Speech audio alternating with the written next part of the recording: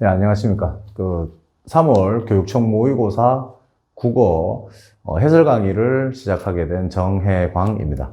3월 국어 모의고사, 교육청 모의고사에서는 특징적으로 나타날 수 있는 게 작년 수능과 비슷하게 비문학 부분에서는 상대적으로 평이한 수준으로 나왔고, 문학 부분에서 조금 까다롭게 등장했던 부분이 있어서, 자, 오늘 해설 강의는 문학 부분, 특히 문학 부분 중에서도 고전시가와 고전수필에 대해서 해설 강의를 진행을 하고, 차후에 등장하는 모의고사에서 비문학이 상대적으로 까다롭게 나온다면 비문학을 또 해설 강의할 수 있도록 하겠습니다. 자, 그러면 3월 달에 쳤던 교육청 모의고사 해설 강의 고전시가에 등장하는 첫 번째 우활가부터 시작을 하고, 그 뒤에 등장하는 부분은 고전수필을 좀 다루도록 그렇게 하겠습니다. 자, 그래 보시면, 자, 여러분들, 시를 접하게 되고, 시를 가지고 문제를 풀게 된다. 시가 문제로 나와서 문제를 풀게 되면 고전시든 현대시든 5가지 키워드를 가지고 문제를 풀어봐야 됩니다. 그럼 5가지 키워드가 뭐냐 하면은 첫 번째로 이야기할 수 있는 거는 운율 형성 과정이겠죠.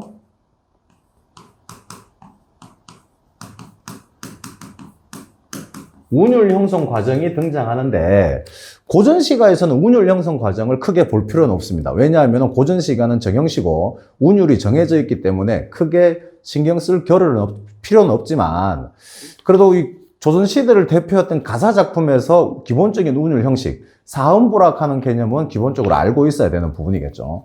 그렇지만 운율 형성 과정 전체를 고전시가에서는 볼 필요가 없지만 뭐를 봐야 되냐 하면은 동일 시어가 반복되는지 안 되는지, 또는 유사통사 구조가 반복되는지 안 되는지는 캐치할 수 있어야 됩니다. 이 본문을 하면서 예를 들어서 진행할 수 있도록 하겠습니다. 자, 그 다음에 두 번째로는 어떤 수사법을 썼느냐를 봐야 되겠죠. 수사법에는 크게 2가지가 등장을 하죠. 하나는 비유법이 등장을 하고, 하나는 표현법이 등장합니다. 자, 그러면은 우활가에서 등장하는 두드러지는 비유법은 뭐에 대한 관점이다? 수사법의 관점으로는 서리적 표현이 많이 등장하죠. 의문문 형식의 서리적 표현으로 종결을 하게 되는 구절이 많이 등장합니다. 맞죠? 자, 그러면 중요한 게 뭐냐면은 왜 수사법, 의문형 종결음이, 그러니까 서리법으로 문장을 마무리했느냐가 중요해요. 한마디로 말하면 서리법을 왜 썼느냐? 이게 중요한 건데, 서리법을 쓴 이유는 뭐다? 무언가를 강조하기 위해서죠. 뭐를? 화자의 정서를 강조하고자 하는 역할이 큽니다. 아시겠죠? 자, 요걸 등장시킬 수 있고, 세 번째로는 감각적 이미지의 활용도를 봐야 됩니다.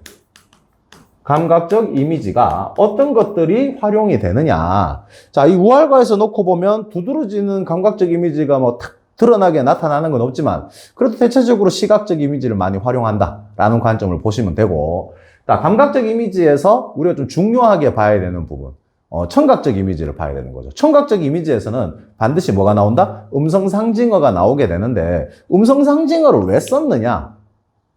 음성상징어를 쓰는 이유는 좀 현장감, 생동감, 이런 것들을 좀 부각시키고 강조하기 위한 관점이다. 이렇게 보면 되겠죠. 그리고 하나 더 추가하면, 분명히 말하지만 음성상징어는 품사가 부사여야 됩니다. 예를 들면, 덜컹덜컹. 이거는 부사기 때문에 음성상징어지만, 덜컹거리다. 이거는 용언이기 때문에 음성상징어가 될 수 없는 거겠죠. 요런 트릭에 쏘고시면 안 됩니다. 자, 그 다음에 네 번째, 가장 중요한 부분인데, 이게 뭐가 등장할 수 있냐면은 시상전개 방식이 등장합니다.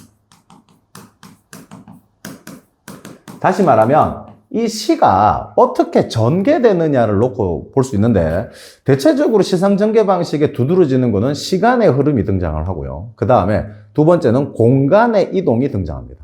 그 다음에 세 번째로는 화자의 정서의 변화가 나타나고, 화자의 정서의 변화가 나타나는 부분에서는 반드시 화자의 정서가 이 부분에서 전환된다라는 표현을 하기 위한 시제어, 그러니까 시상이 전환된다 하는 문구가 등장하게 됩니다. 이 부분을 정확하게 캐치할 수 있는 연습을 자꾸 해야 되겠죠. 자, 그 다음에 우리가 그 다음에 5번째로 등장할 수 있는 부분은 바로 뭐다? 화자의 현 상황, 지금 심리 상태. 지금 화자의 정서가 어떠냐, 이런 부분, 화자의 정서를 좀 중요하게 봐야 되겠죠. 정서 부분을 중요하게 봐야 되는데, 우활과 같은 경우는 화자의 정서가 처음부터 끝까지 어떻게 된다? 자신의 우활함을 한탄하고 안타까워하고 이런 부분에서 끝나기 때문에 요런 정서의 이동이 없는, 변화가 없는 부분들을 정확하게 캐치하고 유추할 수 있어야지만 고득점을 받을 수 있는 부분이겠죠. 자, 됐습니까? 그러면은 오늘 수업도 요 5가지 부분에 대해서 핵심적인 부분을 놓고 이게 얼마만큼 어떻게 접목되는가, 그 다음에 이 시에서 하고자 하는 이 문구에서 하고자 하는 의미가 뭐냐, 이걸 중심으로 해서 살펴보도록 하겠습니다. 자, 그러면 지금부터 우활과 시작하겠습니다. 자, 그러면 이제 본문을 보면서 하나하나 해석할 수 있도록 해보겠습니다. 자, 이 몸이 생겨남이 금수와 다름으로, 여성은 금수는 짐승을 의미한다고 보면 되겠죠. 우리나라를 이야기하는 아름다운 금수광산한테 그 금수와는 다른 거겠죠.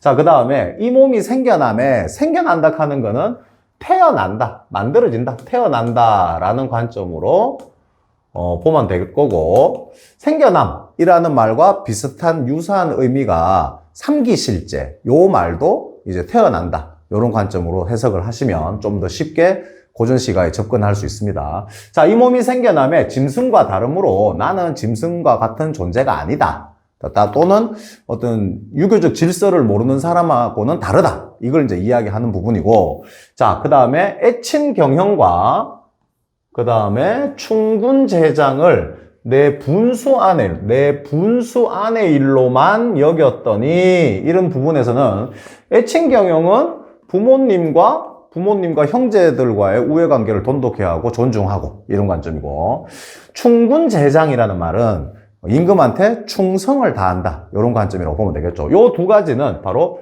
유교적 가치관이다, 이렇게 볼 수 있겠네요. 이 사람은 그럼 유교적 가치관을 가지고 있는 사람이다. 그래서 충군제장을 내 분수 안의 일로만 여겼더니 내 분수에 맞게 생활했다. 내 분수에 맞게 생활했다. 이렇게 보면 되겠네요. 그래서 이 사람은 태어나면서부터 유교를 배웠고 유교적 삶을 살아갔다. 이렇게 보면 되겠네요. 자, 그랬는데 어떻게 됐다고? 하나도 못 이루고, 하나도 이루지 못하고 세월이 늦어지니, 자, 무엇을 못 이루었느냐? 유교를 공부하고 유교적 사상을 가지고 있는 사람들한테 부모한테 효도하고 임금한테 충성할 수 있는 요소는 입신양명이죠. 입신양명이 뭐냐면은 과거에 응시해서 과거에 합격해서 부모와 자신의 이름을 높이고, 과거에 합격했으니까 관료가 돼가지고 뭐가 된다? 임금한테 충성하는 요런 부분들을 상징하는 건데, 근데 이것들을 하나도 못 이루고 세월이 늦어졌다 라니까 관직에 진출했다 못했다? 관직을 하지 못했다. 맞죠? 요렇게 되는 거겠죠. 그러면서 요 부분에서 등장할 수 있는 화자의 정서. 자, 우리 아까도 이야기했지만 시에서 등장하는 화자의 정서는 중요하다고 그랬습니다. 맞죠? 그러니까 이런 것들을 한 개도 이루지 못하고 세월이 늦어지니 나이만 묵어갔다. 그러니까 화자의 정서는 어떻다? 안타까움을 표현하는 거죠. 안타까움을 표현하는 거고, 굉장히 좀 안타깝다. 맞죠? 요렇게 이야기하는 거겠습니다. 됐습니까? 자, 하나도 못 이루고 세월이 늦어지니 평생 우활은, 평생 동안 이 어리석음은 날 따라 길어간다. 이 어리석음이 나이가 들어감에 따라서 계속 유지된다. 이렇게 볼 수 있겠네요. 됐습니까? 자, 그래서 우활함이, 이 어리석음이 계속해서 유지되는 관점에서 일단은 자신의 삶, 지금 현재 상황에 대한 한탄, 안타까움의 정서가 등장한다고 볼 수 있겠습니다. 자, 그 다음에 아침이 부족한들 저녁을 근심하며, 아침이 부족하니까 당연히 저녁도 부족하겠죠. 그러니까 아침도 가난하게 먹고 가난하게 살았는데 저녁 때 가지고 갑자기 좋아질 수 없다라는 걸 이야기하는 거니까, 이 사람의 지금 삶은 상당히 궁핍한 삶을 살아가고 있다. 이런 관점에서 설명이 가능하겠네요. 맞죠? 그 다음에 일간모옥은 이제 이 사람이 사는 작은 초가집을 상징하는 관점이라고 보면 되겠네요. 일간모옥이 비 새는 줄 알던가, 뭐다? 서리법이다 하는 거죠. 자, 서리법을 쓰는 거는 표현법은 아까 수사법 중에 하나다. 이렇게 이야기했는데 서리적 표현을 통해서 이 화자의 가난함을 강조하고 있다. 이렇게 볼 수 있겠습니다. 됐습니까? 그러니까 서리법을 통해서 문제로 나오게 되면 서리법을 통해서 화자의 처지를 강조하고 있다. 화자의 처지를 표현하고 있다. 이런 선택지가 나오면 다 맞는 부분이겠죠. 자, 됐습니까? 자, 그 다음. 자, 위로 좀 올리겠습니다. 자, 그 다음에 누더기 옷이 부끄러움을 어이알며, 자, 가난하니까 누더기 옷 같은 걸 입고 다니는 거에 대해서도 뭐 하게 된다? 뭐 당연하게 여긴다. 이런 관점으로 봐야 되겠네요. 자, 그 다음에 어리석고 미친 말이 남의 미움을 받을 줄 알던가. 이 또한 자, 뭐가 등장한다? 알던가의 관점이니까 서리적 표현이겠죠? 자,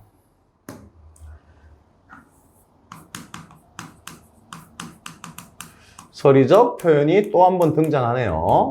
그러면은 이 우활가는 전반적으로 종결 의미를 서리적 의문명 종결 의미를 사용해서 화자의 정서 이런 부분들을 한탄하고 강조하고 있다라는 측면에서 해설지가 나오면 찾으면 되겠습니다. 그리고 어리석고 미친 말이 남의 미움을 받을 줄 알았던가, 이 사람이 뭔가 어리석고 조금 남한테 안 좋은 말들도 좀 하고 살았다, 이런 부분들도 유추할 수 있겠네요. 우활도 우활할시야, 그토록 우활할시야. 이거 어디서 많이 본 것 같다, 맞지? 뭐가 등장하냐면 우활도 우활할시야, 그토록 우활할시야. 할시야는 많기도 하기도 하구나, 뭐 하기도 하군구나, 이런 관점을 설명하면 되겠죠. 근데 자, 이거 어디서 많이 본 거다? 고려가요의 전반적인 어순 배열, 단어 어구 배열이 A 다음에 B, A, B. 다시 말하면 AA, BA 구조와 관련되어서 설명될 수 있다. 우활도 우활할시야. 자, 이런 부분이라면 고려가요에서 등장할 수 있는 단어 배열, 순서를 가지고 비슷한 형태로 표현을 했다. 이렇게 볼 수 있겠네요. 자, 이거와 관련해서 보면 우활도 우활할시야, 그토록 우활시야. 우활이라는 말이 지금 3번 연속 나옵니다. 자, 이건 어떤 의미로 설명할 수 있다? 동일한 식구의 반복을 통해서 화자의 정서를 강조하고 있다. 이렇게 설명할 수 있겠네요. 동일한 시어의 반복. 맞죠? 그래서 뭐 하려고? 동일한 시어를 반복해서 화자의 어리석음을 지금 강조하고 있다. 이렇게 봐도 무방할 것 같네요. 자, 됐습니까? 자, 그 다음에 춘산, 봄산자죠. 봄산에 꽃을 보고 돌아올 줄 어이알며, 봄산에 꽃을 보고 돌아온다. 꽃 구경을 가고 실컷 즐기다가 돌아올 줄 어떻게 알며, 그럼 뭐 봄산 구경을 못 갔다는 이야기겠네요. 자, 그 다음에 하정에 잠이 들어 꿈 깰 줄 어이알며, 하정은 여름에서 쉴 수 있는 정자, 이렇게 이제 해석할 수도 있습니다. 그러니까 여름에 더우니까 시원한 데 가서 좀 즐기다가 잠이 들어가지고 이렇게 일어나서 돌아오는 것도 할 줄 몰랐고, 추천, 죄송합니다. 추정이 아니라 추천이죠. 추천, 가을 하늘 맑고 창명하잖아. 보름달 뜨고 이러면. 이 굉장히 아름다운 풍경이죠. 이런 것들을 닮아자 밤 드는 줄 어이하며, 이런 것도 할 줄 몰랐다. 즐길 줄 몰랐다. 그 다음에 동설에 시흥겨우 추움을 어이하며, 겨울에 눈이 와가지고 시를 짓고 그 겨울의 경치를 즐기는 시흥도 이거를 즐길 줄 몰랐다. 그러면 자, 여기에서 이렇게 등장한 거는 춘하, 추동. 계절의 변화에 따라서 누구나 다 할 수 있는, 즐길 수 있는 여지들을 뭐 했다는 이야기야? 우활해서 즐기지도 못했다. 그래서 우활해서 내가 우활하기 때문에 어떻게 했다고?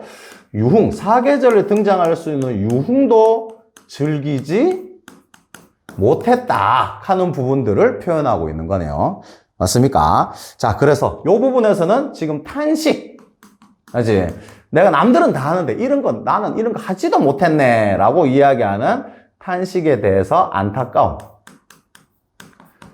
정서를 지금 표현하고 있다. 이렇게 볼 수 있겠습니다. 자, 다시 이걸 좀 올리도록 하겠습니다. 자, 그러면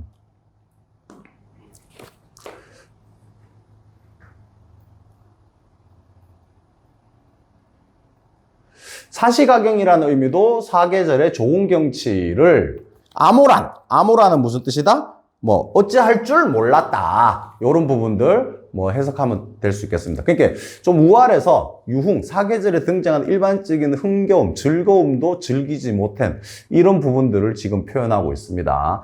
자, 말로에 버린 몸이 무슨 일을 생각할꼬. 말로라 하는 부분은 여러분들 뭐냐 관직대 진출하지도 못했고 그 다음에 경제적 기반도 아까 수감목에 빚에는 줄 몰랐다 그랬으니까 경제적 기반도 없는 맞지? 그러니까 관직 진출을 못했으니까 당연히 가난하겠죠. 그리고 물려받은 재산이 없으면 당연히 가난하다. 이렇게 볼 수 있는 거니까 말로에 버린 몸이 무슨 일을 생각할까? 어차피 아무것도 가진 것도 없고 관직도 없고 가난하니까 무슨 일을 생각할까? 아무것도 걱정할 것이 없다. 이렇게 볼 수도 있겠네요. 자, 걱정거리가 없다. 이렇게 봐도 무관하겠네요. 그러니까 이게 좀 어떻게 보면 저 사람은 아무 걱정거리가 없어 좋을 것 같다가 아니라 우월해서 자기한테 아무런 걱정이 없다 하는 부분에 긍정적인 의미로 걱정이 없다 하는 부분이 아니라 부정적인 의미에서 걱정이 없는 관점으로 생각을 해야 되겠네요. 맞습니까? 자, 그 다음에 또 다시 또 올리겠습니다.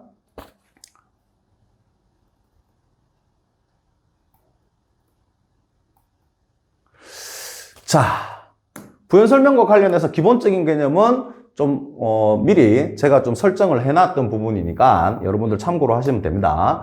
자, 인간 시비, 인간 세상의 옳고 그름, 시비는 옳고 그름을 이야기하는 거죠. 인간 세상의 옳고 그름을 듣도 보도 못하거든. 그럼 이 사람 지금 어떻게 산다는 이야기야? 어떤 사람들과 공동체를 이루거나 어떤 중심이 되는 세상에 사는 게 아니라 좀 소외된 공간에서 산다라고 볼 수 있겠네요. 됐습니까? 자, 인간 시비, 듣도 보도 못하거든. 자, 일신 번성과 세락 백년 근심할까? 근심한다는 말입니까? 근심하지 않는다는 말입니까? 근심하지 않음을 서리적 표현으로 나타내네요.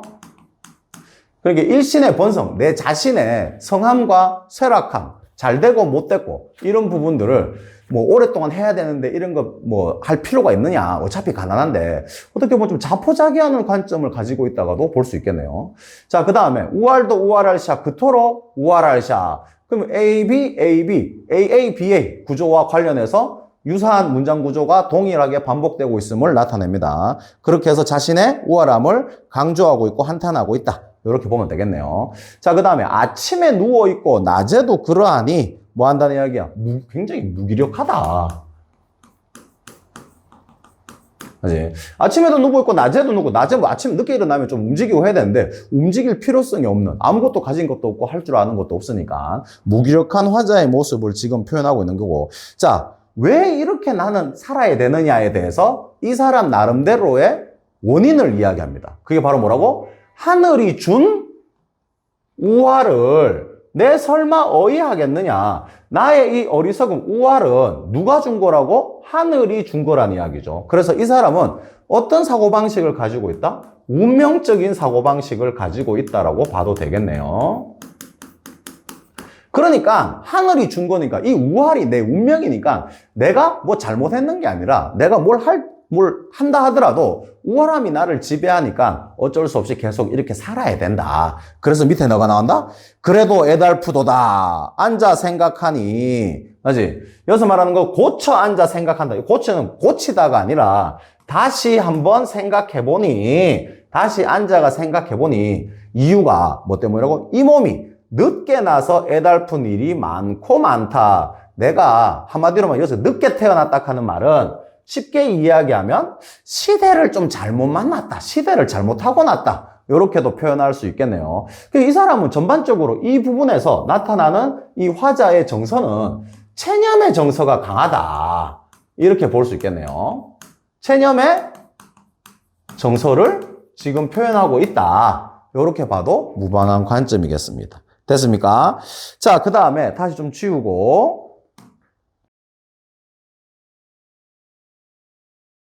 자, 그래도 애달프도다. 고쳐 앉아 생각하니. 여기서 말하는 고쳐는 뭐 뭔가를 고치다가 아니라 다시 앉아 생각해보니 요런 관점이겠죠. 여기서 중요한 거는 지금 에달프도다. 뭐를 의미한다? 화자의 정서가 직접적으로 지금 작품상에 드러나고 있다. 화자의 정서가 직접 제시되고 있다. 직접 표현하고 있다.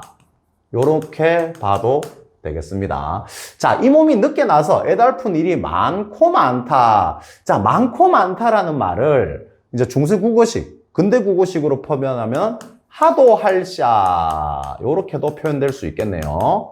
맞죠? 여러분들, 하도 할샤라는 단어는 좀 암기를 해놓는 게 좋습니다. 왜냐하면 고전 시가에 자주 등장하는 어구입니다. 그렇기 때문에 하도 할샤. 이거는 많기도 많다. 이런 관점으로 암기를 하시는 게 훨씬 더 낫고요. 자, 그 다음에 이 몸이 늦게 나서 애달픈 일이 많고도 많다. 이 몸이 늦게 태어났다, 늦게 났다 하는 말은 어떤 시대를 잘못 만났다. 시대가 내 상황하고 맞지 않다. 그럼 이 사람은 지금 현 시대가 내하고 맞지 않다 하는 거니까 현 시대에 대해서 좀 부정적인 의식을 가지고 있겠네요.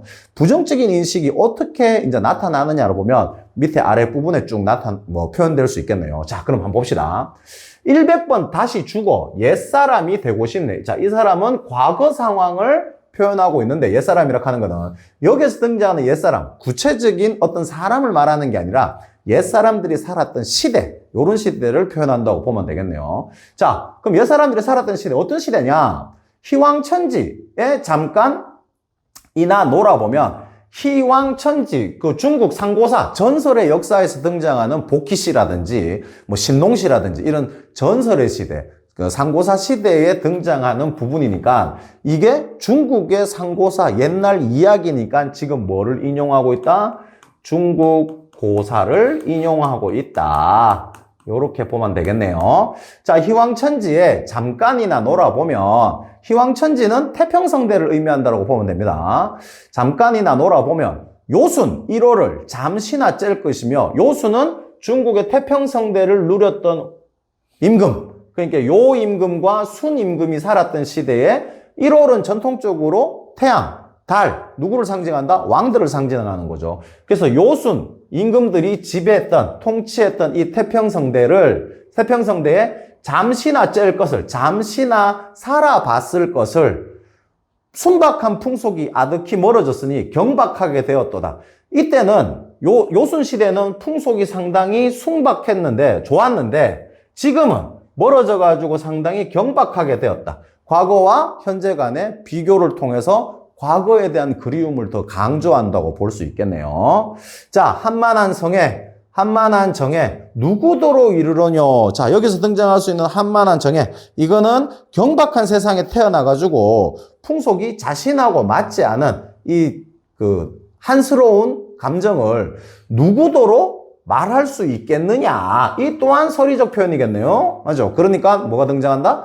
말할 사람이 없다. 지금 경박한 이 풍속에 대해서 내가 가지고 있는 생각을 말할, 의견을 나타낼 말할 수 있는 사람이 없다. 이렇게 보도 되겠네요. 그만큼 풍속이 나빠졌다. 풍속이 나빠졌으니까 현실을 비판하면 자기한테 불합리하거나 불리한 점으로 작용될 수 있다. 이런 관점으로도 확대 해석할 수 있겠습니다. 맞죠? 그럼 이걸 다시 한번 좀 지우고 다시 좀 올릴 수 있도록 하겠습니다.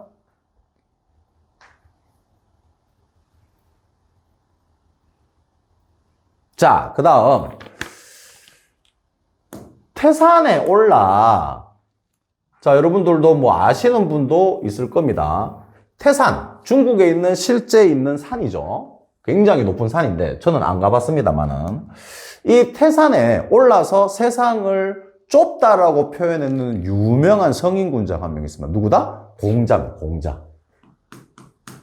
알지? 태산에 올라 온 세상이나 다 바라보고 싶네. 나도 공자처럼 태산에 올라가 보고 싶다가 표면적인 해설이고, 실질적인 의미는 어떤 의미를 등장할 수 있냐면은 나도 열심히 성리학을 계속 공부해서 공자의 경지에 도달하고 싶다라는 의미를 자신의 내적 어떤 희망하고 되고 싶은 욕구 이런 것들을 표현한다라고 보면 되겠습니다. 그 다음에 추로에 두루 걸어 성현에 가르치던 자치 보고 싶네. 성현이 가장 유교 경전에서 등장하는 성현은 가장 대표적인 인물이 공자하고 맹자죠. 맞지? 그럼 여기서 말하는 추로는 뭐를 의미하는 거냐면 공자는 노나라 사람이고 맹자는 춘추전국 시대의 추나라 사람입니다. 알겠죠? 그러니까 여기서 말하는 추는 맹자를 이야기하는 거고 로는 공자를 이야기하는 부분이다. 이렇게 보면 되겠네요. 그래서 추로에 두루 걸어 성현이 가르치던 자치 보고 싶네. 그럼 이거 두 개가 뭐 한다는 거야? 자기가 가지고 있던 내적 희망, 욕구를 실현하고 싶은 거는 구체적으로 뭐 어떤 기다? 공자하고 맹자의 가르침을 잘 받아서 이분들의 경지에 근처라도 도달하고 싶다. 그래서 유교적 학습을 실천하고 계속 공부하고 싶다라는 의미로 해석할 수 있겠습니다. 자, 그 다음에 나머지 부분, 중약 부분이 등장하고 나머지 부분들을 좀 살펴보면, 자, 만리에 눈 뜨고 태고의 뜻을 두니, 태고, 고자가 꽃자입니다. 아주 오래 전에 등장했던 부분들을 이야기하는 거겠네요. 그래서 만리에 눈을 뜨고 태고의 뜻을 둔다. 이거는 아까 이야기했던 우리 과거의 요순 시대, 그 다음에 복희 씨가 지배했던 상고사 시대, 요때의 이 태평성대를 이야기하는 관점이다. 요렇게 보면 되겠네요. 됐습니까? 그래서 만리, 먼 곳에 눈을 뜨고 태고, 옛날의 뜻을 두니 우활한 시몬이 그리 가고 아니 오는구나. 나의 우활함이 과거로 가서 언제? 그 복희 씨가 통치하고 요순 시대의 태평성대 이때 가고 다시 뭐 한다? 나한테 돌아오지 않는다. 자, 이거는 현실적 고뇌를 좀 벗어나고 싶다. 나고 싶은 욕망을 표현하는 거다. 이렇게 볼 수 있겠네요. 이 사람 현실적으로 자꾸 막 괴롭고 이러는 거니까 이 우월함, 현실적인 우월함을 벗어나기 위해서 옛날에 이 우월함을 갖다 놓으면 이 우월함이 옛날에는 우월함이 아닐 수도 있으니까 요런 부분들에 대해서 희망을 이야기한다라고 봐도 되겠습니다. 자, 그래서 우월한 시몬이 그리 가고 돌아가고 아니 오는구나. 맞죠? 그러니까 옛날에는 누가? 성현들이 많은 일들을 했으니까 이 성현들의 가르침에 따라서 우월함을 좀 두고 싶다. 우월함을 벗어나고 싶다. 그러니까 한마디로 말하면 좀 마음을 달래고 싶다. 이런 관점으로 설명할 수 있겠네요. 자, 인간에 혼자 깨어 누구더러 말을 할꼬. 그래서 이 사람은 인간에 혼자 깨어 있다. 무슨 말이다? 인간 세상에 대해서 내가 어느 정도 일깨웠는데 이걸 누구더러 말을 할꼬. 그러니까 마지막도 설이네요. 서리적 표현을 써서 만다는 이야기야. 내가 좀 약간 깨달았는데 이걸 누군가한테 말할 사람이 없다. 이렇게 등장할 수 있겠습니다. 자, 그렇게 해서 지문이 그렇게 어렵진 않고 또 우활가는 수능특강에 실려있는 부분이고 여기 나와 있는 부분과 수능특강에 실려있는 부분이 중첩되고 있는 부분도 있고 중첩되지 않는 부분도 있기 때문에 모의고사를 통해서 여러분들이 우활가 전체를 정확하게 파악할 수 있다면 아마 수능에서 좋은 점수를 얻을 수 있을 거라고 생각을 합니다. 자, 그 다음에 3점짜리 문제로 잘 나올 수 있는 부분이 뭐냐면 우활가 전체에서는 우리가 여기 놓고 보면 알 수 있듯이 어떤 화자의 심리 변화 등장한다, 등장하지 않는다? 등장하지 않습니다. 다시 말하면 나의 우월함 때문에 처음부터 끝까지 답답함을 한탄하고 어떤 자책하게 되는, 맞죠? 이런 부분들을 이야기를 하는데 우리가 다른 작품들을 보면 예를 들어서 박인로 선생의 누황사라는 작품을 보면 누황사, 가난한 화자를 표현했던 글이죠. 박인로 선생은 당대 최고의 무인이기도 했지만 임진왜란의 영웅이기도 했고 하지만 실제 이분이 그렇게 살았는지는 알 수가 없지만 시골에서 내려가서 은퇴하고 내려가서 살 때 이걸 뭐 가난하다고 가정을 하고 표현을 했는지 아니면 진짜 가난했는지는 알 수는 없지만 이 누황사라는 작품을 보면 내가 지금은 이렇게 가난하고 심리적으로 위축되고 소도 못 빌려가지고 뭐 오만 망신 다 당하고 이러지만 그래도 나는 이 가난하게 살면서 유유자적한 삶을 살겠다라는 심리 변화. 이 지금 가난하지만 그래도 나는 잘 살아보겠다. 양반으로서, 선비로서요.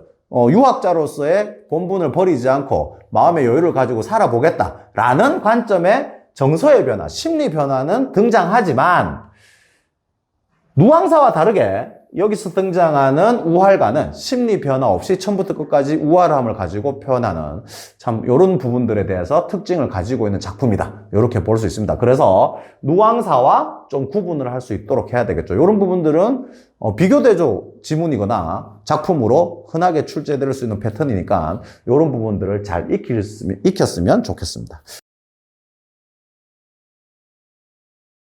자, 이번에 두 번째 작품으로 고전수필과 관련되는 작품인데 요즘 학생들 고전수필을 너무 많이 틀려가지고 좀 강화를 해야 되는 입장이 아닐까라는 생각이 듭니다. 그래서 여러분들 고전수필 공부를 조금 많이 할 수 있도록 해야 되는데 고전수필이 왜 어렵냐 하면은 이게 이 화자가 전달하고자 하는 내용을 상당히 조금 꼬아서 우리가 흔히 지금 사고방식으로 표현되지 않는 형태로 자신의 느낀 바를 표현하기 때문에 이런 부분들에서 지금 문제를 풀고 있는 학생들 일부가 좀 어려움을 호소하고 있는 것 같아요.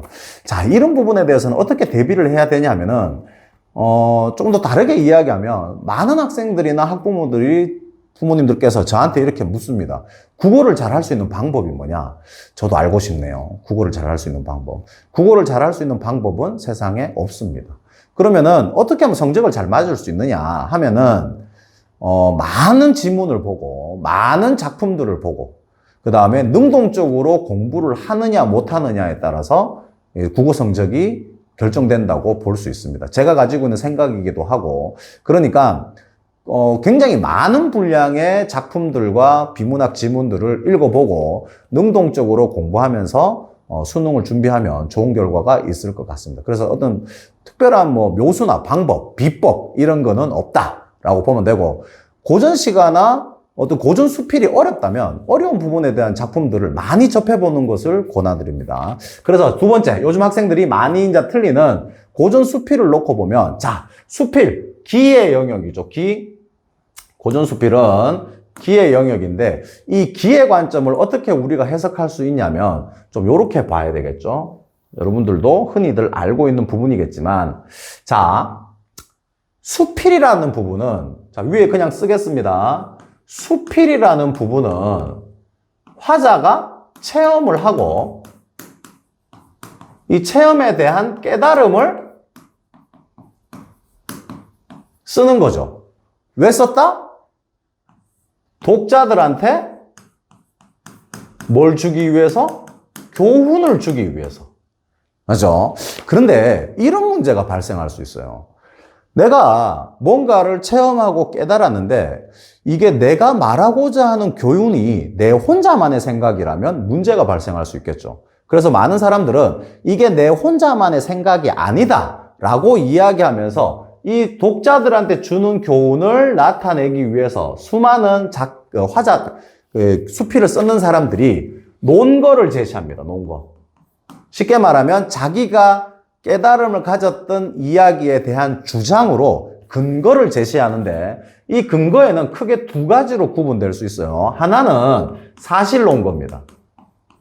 사실론거는 어떤 객관적인 사실적인 부분을 이야기하겠죠. 객관적인 사실을 이야기하는 게 사실론거고, 근데 요거는 잘 등장하지 않습니다. 그 다음, 우리가 중요하게 봐야 되는 게 소견론거죠.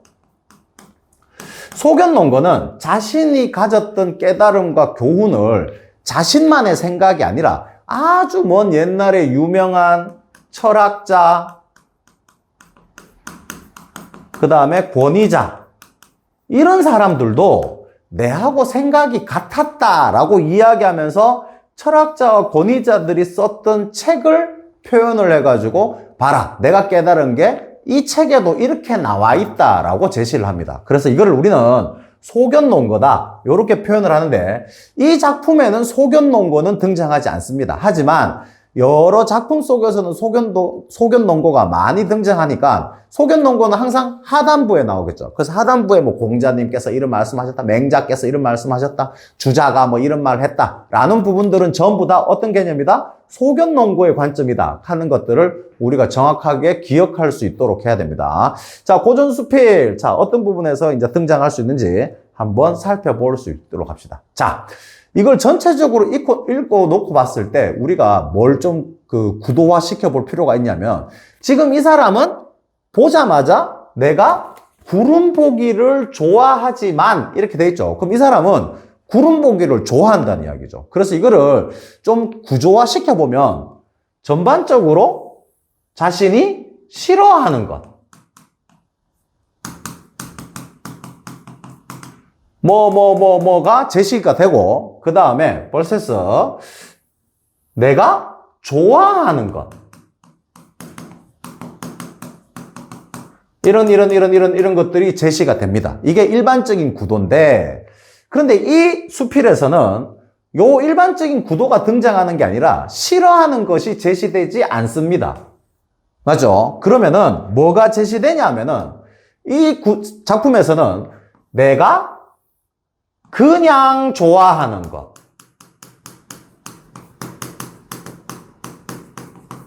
그것이 등장하고, 그 다음에 뭐가 등장한다? 내가 진짜 좋아하는 것.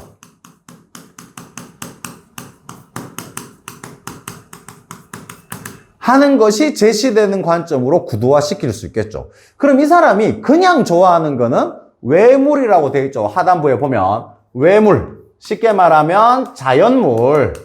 맞죠? 자연물을 나는 그냥 진짜 좋아하진 않는다는 거야. 왜 그냥 좋아한다? 이거는 자꾸 변하니까. 변하는 자연물은 좋아하긴 하지만 그냥 좋아한다는 이야기고, 내가 정말 좋아하고 정말 추구하고자 하는 거는 외물이 아니라 내 내면 의식이다. 내 내면 사고다. 요렇게 지금 제시하고 있는 거죠. 왜? 이거는 변하지 않으니까. 그래서 이 사람은 어떤 삶을 살고자 지향한다?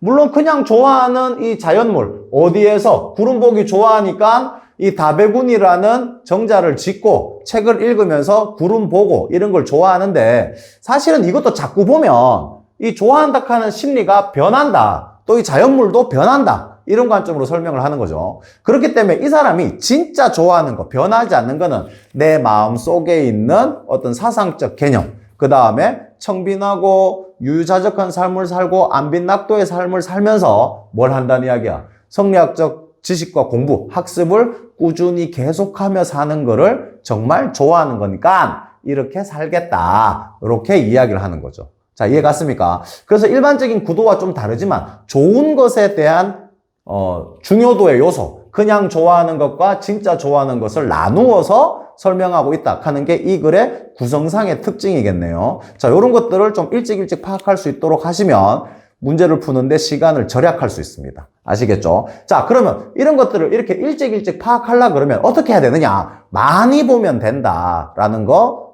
유념하시길 바랍니다. 자, 그럼 이제 본문을 보면서 한번 봅시다. 나는 천성이 구름 보기를 좋아하지만 이 사람은 태어나면서부터 나는 구름 보는 걸 좋아했다. 이 말이겠죠. 그게 왜 즐거운지 스스로 설명하기 어렵다. 지금 나가 등장을 하는 거니까 나는 화자겠네요. 화자가 작품의 표면적으로 드러나죠. 자, 수필에서는, 고전 수필이든 현대 수필에서는 화자가 작품에 바로 직접적으로 드러납니다. 안 드러나는 작품들도 있죠. 고려시대 때 쓰였던 고전 수필 종류 같은 거는 괜히 엉뚱한 사람을 하나 내세워가지고 화자가 자신인데 이걸 대용해서 표현하는 부분들이 많습니다. 자, 그런데 조선시대 등장했던 이런 부분들에서는 화자가 직접적으로 표현에 등장한다라는 게 고려시대 등장했던 일부 수필과 조선시대 등장했던 일부 수필 간의 차이가 되겠네요. 자, 그 다음에 그게 왜 즐거운지 스스로 설명하기는 어렵다. 그 다음에 군옥봉, 어디다? 공간적 배경이겠네요. 맞죠? 그 다음에 군옥봉 중에 서루, 책 서자고 이 정자를 읽으면 좀 규모가 큰 정자. 한마디로 말하면 책을 읽기 좋은 공간을 짓고 그 이름을 다배군이라는 편액, 간판을 말합니다. 걸고 혼자 웃으며 이렇게 말했다. 그 다음에 항상 머물 수 있는 것은 아니고 좋은 구름도 언제나 있는 것이 아니니, 좋은 구름이 언제나 있는 것이 아니고 좋은 구름은 수시로 계속 변한다를 의미하는 거겠네요. 이게 걱정일세. 자, 얘들아, 걱정일세니까 누구하고 대화를 하는 겁니까? 아니면 혼자 독백체다? 독백체를 말하는 것이다? 그렇죠. 이 수필은 대체적으로 독백체가 많습니다. 자기 혼자 누군가가 있다고 생각하고 가상에 혼자 이야기를 하는 겁니다. 그래서 독백체를 등장시키는 건데 우리가 좀 전에 봤던 우활가는 전체 본문에 보면 대화체입니다. 그 대화체의 관점이 앞부분에 등장하는 요게 이제 요 모의고사에서는 실리지 않았기 때문에 문제로 안 나왔던 거죠. 자, 요런 부분들. 전체적으로 도노법이 나오면 대화체 형식이다 하는 개념을 공식화시켜서 이해하는 게 훨씬 더 빠르겠죠. 자, 무릇 단비가 내려 만물이 생장함은 천지의 마음이요. 이거는 뭐를 이야기하는 거다? 이 자연의 이치를 이야기하는 거죠. 구름의 묘용이다. 이것 또한 자연의 이치입니다. 그러나 온 세상에 구름이 끼어 비가 잔뜩 내리더라도 풀 하나, 나무 하나가 혹 그 은택을 받지 못한다면 군자는 또한 걱정하나니 걱정은 그칠 날이 없는 것이다. 자, 지금 걱정이 그칠 날이 없는 거는 구름의 묘용이 등장하는 건데 비가 내리네? 그렇기 때문에 무슨 구름? 이거는 먹구름이다. 자, 먹구름이 끼어가지고 비가 내리더라도 이게 온 사방천지에 내리는 게 아니고 또 가뭄이 들거나 비의 혜택을 못 받는 곳도 못 받을 수 있으니까 이런 부분들은 군자가 내가 걱정하니 걱정이 그칠 날이 없다. 그래서 이 사람은 뭐 한다고? 그래서 나는 자, 이게 하나의 뭐가 됐다? 이유가 되겠네요. 무슨 이유? 내가 흰 구름을 백운을 좋아하는 이유가 되겠습니다. 맞죠? 그래서 나는 유독 맑은 구름을 좋아한다. 맑은 구름은 그 흰 빛이 신기하게 변하면서 다양한 형상을 띈다. 바로 이 순간 천지의 마음이 고요하여 움직임이 없으며 만물이 때를 기다리는 것을 보게 되나니 자, 이게 이 사람이 유독 흰 구름을 좋아한다 하는 것과 흰 구름을 좋아하게 되는 본인만의 생각을 표현하고 있는 거죠. 당연히 수필이니까 본인만의 생각을 나타낼 수 있는 거겠습니다. 나의 즐거움 또한 말없음에 있거늘 대저 무슨 걱정이 있겠는가? 걱정 없다는 이야기겠네. 있겠는가? 서리적 표현이죠. 그럼 가와 나는 지금 전반적으로 서리적 표현을 많이 썼다라는 관점 기억할 수 있어야 되겠네요. 자, 그러나 구름은 무시로 일어나지만 마음에 딱 뜨는 때를 기다리기란 쉽지 않으며 접하는 일이 무궁한 까닭에 나의 근심과 즐거움은 상황에 따라 변한다. 그래서 지금 이 사람의 근심과 즐거움은 상황에 따라서 변화하기 때문에 언제나 내 마음에 드는 흰 구름을 딱 정확히 만나기는 쉽지 않다라는 것들을 설명하고 있겠네요. 자, 그럼 다시 좀 위로 올리겠습니다.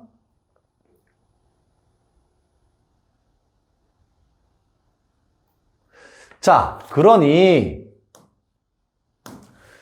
자, 좋은 구름이 없더라도 걱정할 겨를이 있겠는가? 여전히 서리적 표현을 쓰고 있습니다.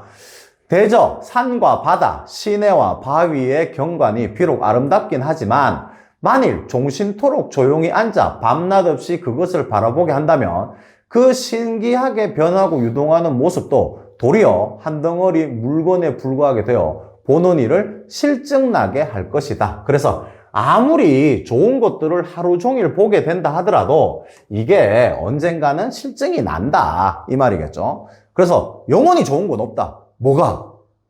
자연물이. 밖에서 내가 즐거움을 찾을 수 있는 거는 영원히 즐거움을 가져다 줄 수 없다라는 것들을 상징적으로 표현하고 있겠습니다. 그러나 자, 요게 이제 전환되는 거죠. 그러니까 이 사람이 느끼는 좋은 거에 대해서 이제 진짜 좋은, 일반적으로 그냥 좋아하는 것과 진짜 좋아하는 것으로 전환되는 접속부사, 상황전환의 접속부사의 관점을 나타낸다고 보면 되겠습니다. 그래서 이런 부분들을 우리는 좀 정확하게 기억을 하고 있어야 되겠죠. 자, 그러나 기장밥을 먹고 쌀밥이 아니라 기장밥이니까 상당히 소박한 어떤 음식이다 라고 생각하면 되고, 배옷, 비단 옷이 아니라 배로 만든 옷, 여전히 소박한 거. 가죽띠를 두르며 도와 의리, 그 다음에 의리와 경전, 사서에 대해 공부하는 일은 정신을 평안하게 하고, 자, 요 부분에 대해서는 정신을 평안하게 하고 몸을 튼실하게 만들어주는 까닭에 어떤 곳에서든 편안하며 오래 해도 실증나지 않는다. 자, 뭐를 이야기하는 기다? 이 사람한테는 실증나지 않는 게 진짜 좋아하는 것이니까 어떤 거 하는 게 가장 진짜 좋아하는 거다? 소박하게 살고 그 다음에 의리, 경전, 사서, 유교 경전을 열심히 공부하는 선비로서의 모습을 가지는 게 정신을 평안하게 하고 몸을 튼실하게 만들어주니까 아무리 해도 이거는 실증나지 않는다. 그럼 이거는 변하지 않는 가장 중요한 가치의 관점이니까 이 화자가 직접 가장 좋아하는, 진짜 좋아하는 관점으로 설명할 수 있겠네요. 그러니 다백운루가 비록 아름답다고는 하나 이 즐거움과는 바꿀 수 없다. 여기서 말하는 이 즐거움이 어떤 거다? 바로 이 부분이겠네요. 그러나부터 등장하는 이 부분이겠네요. 맞죠? 그러니까 이 사람이 진짜 좋아하는 거는 뭐를 이야기하는 거다? 변하지 않는 내면의 즐거움을 가져다 줄 수 있는 소재. 한마디로 말하면 그게 뭐다? 공부하는 거다. 맞죠? 이렇게 볼 수 있겠습니다. 자, 다시 이걸 조금 올리면 자, 그 다음에